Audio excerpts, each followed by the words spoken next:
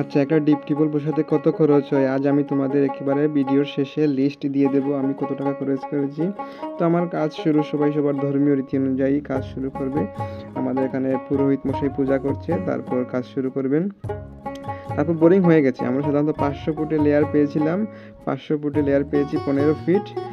আমরা এখানে সাধারণত 300 ফিটের জন্য 1.5 ইঞ্চি বোরিং এবং বাকি 200 ফুট হচ্ছে 4 ইঞ্চি বোরিং করা হয়েছে। এখন বর্তমানে পাইপের দাম অনেক বেশি, আপনারা এটা যাচাই বাছাই করে নেবেন এবং অবশ্যই ক্লাস ডি পাইপ ব্যবহার করবেন গভীর নলকূপের জন্য, এবং এটা ভালো মানের পাইপ ব্যবহার করবেন, ব্র্যান্ডেড পাইপ ব্যবহার করবেন।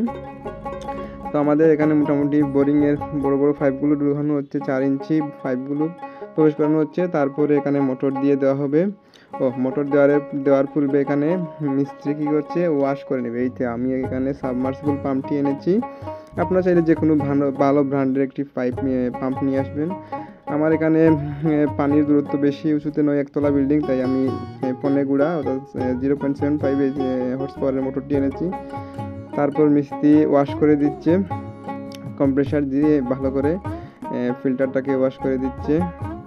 তো এ পর্যন্ত দেখা গেল। তারপরে ভালো পানি উঠতে শুরু করলো, বেশিক্ষণ লাগেনি, 10-15 মিনিট ঘোলা পানি বের হওয়ার পর পরিষ্কার পানি উঠতে শুরু করলো। তো আপনারা যারা টিউবওয়েল বসাতে চান এবং খরচ নিয়ে ভাবছেন, তারা আমার এই ভিডিওর শেষে লিস্ট দেওয়া আছে, আপনি চাইলে দেখে নিতে পারেন এখানে কত খরচ হয়েছে। আমার সাধারণত 1.5 লাখ টাকা খরচ হয়েছে টোটাল।